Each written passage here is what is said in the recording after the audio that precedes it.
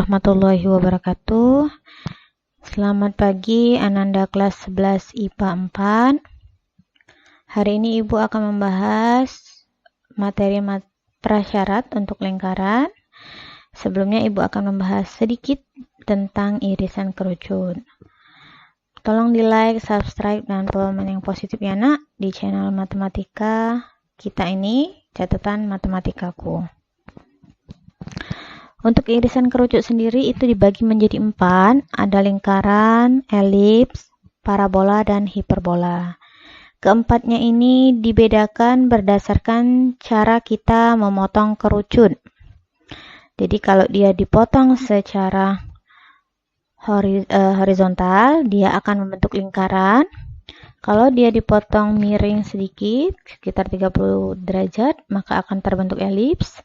Kalau dia dipotong sekitar 45 derajat akan membentuk parabola, dan dia dipotong tegak 90 derajat maka akan terbentuklah hiperbola. Nah, garis putus-putus yang ada kalian lihat itu warna pink, itu menunjukkan bentuk dari irisan kerucut yang terbentuk.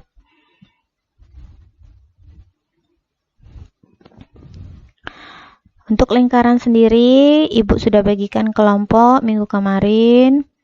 Sudah untuk makalah dan presentasinya. Hari ini akan Ibu jelaskan secara ringkas bahwasanya ada materi prasyarat yang harus kalian kuasai, yaitu jarak antara titik ke titik, jarak antara titik ke garis. Nah, materi yang pertama ini yang akan Ibu jelaskan hari ini. Untuk definisinya sendiri itu merupakan tempat kedudukan link titik yang berjarak sama terhadap suatu titik tertentu. Nah, untuk materi selanjutnya mengenai persamaan lingkaran, posisi garis terhadap lingkaran, dan persamaan garis singgung lingkaran, nantinya akan dibahas melalui presentasi teman kalian dan tanya jawab secara live streaming ya. Kita lanjut ya. Oke, baiklah. Kita masuk ke materi prasyarat. Ada 2 materi prasyarat yang harus kalian kuasai. Yang pertama itu menghitung jarak antara 2 titik. Yang kedua, menghitung jarak tegak lurus titik ke garis.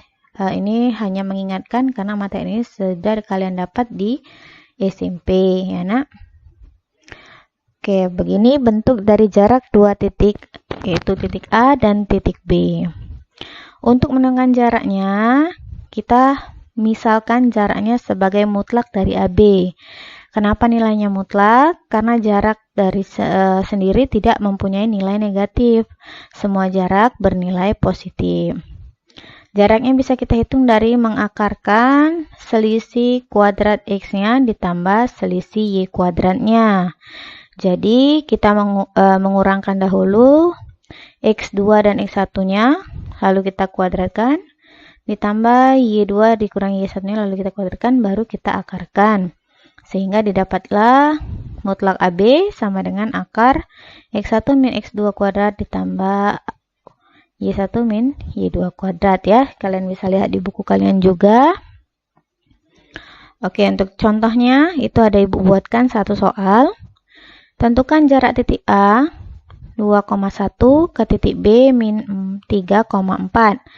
Dengan penyelesaian bahwasanya di situ sudah dituliskan bahwa X1-nya A, X1-nya 2, X2-nya min 3. Jadi tinggal dimasukkan nilainya sehingga didapatlah nilainya akar 34.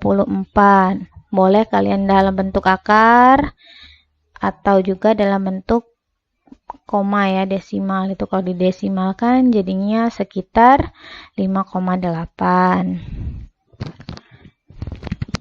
Lalu untuk jarak titik A ke garis lurus, ini garis lurus ya, AX plus BY plus C sama dengan 0.